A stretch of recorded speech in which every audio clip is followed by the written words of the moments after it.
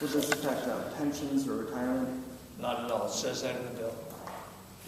You can receive your pension if you have a pension and you come in. If you're a former congressman, if the governor happened to be receiving a pension from the federal government because he was congressman for 16 years, I don't know if he is, but if he is, no, this would not have any impact on that at all.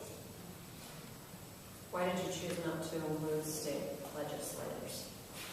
Well, the state legislature by design was always meant to be a body of citizens for legislature. It is a part-time position, and it's meant to attract all varieties of life, whether it be agricultural, manufacturing, lawyers, doctors, you name it, from every spectrum. And we're proud in our House and in the Senate to have members of every working background. So by sheer design, the state legislature was meant to be a part-time position. If the goal is to create a full-time professional legislature, I don't think Ron and I would ever be the ones that sponsor the bill that make us pay raises.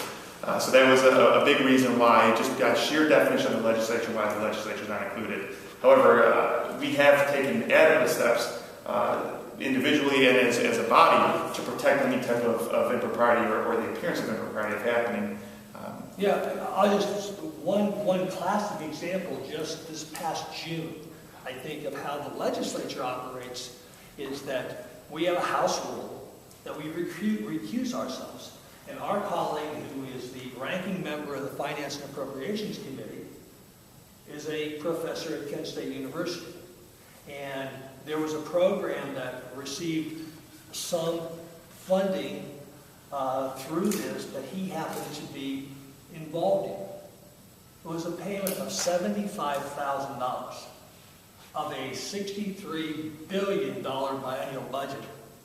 And the ranking member of Finance and Appropriations recused himself from voting. He did not vote on that bill. So we, over the years, and you'll watch it all the time, there's a number of them, and Speaker Batchelder, under Rule 86, I'm throwing that one out, I'm not sure if it's Rule 86, but I'd have to get the rules, but that so-and-so is excused from voting.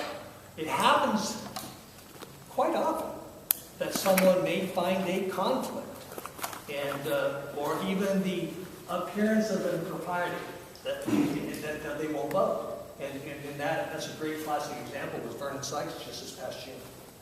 I, for one, also abstained from the vote this past General Assembly regarding mediation in domestic relations cases, as I'm a licensed mediator. I no longer have a mediation practice. However, a lawyer in my law firm does do mediation. So again, we have built-in mechanisms where we would avoid any appearance of impropriety by just abstaining from those votes.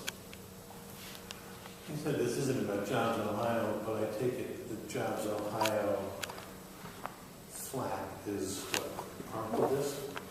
Oh, I think that would be fair to say that I mean, for me to stand here with a straight face and say, no, I think you say, Gerberry, we've known you a long time, but you're not that good. No doubt about it. It raised the red flag.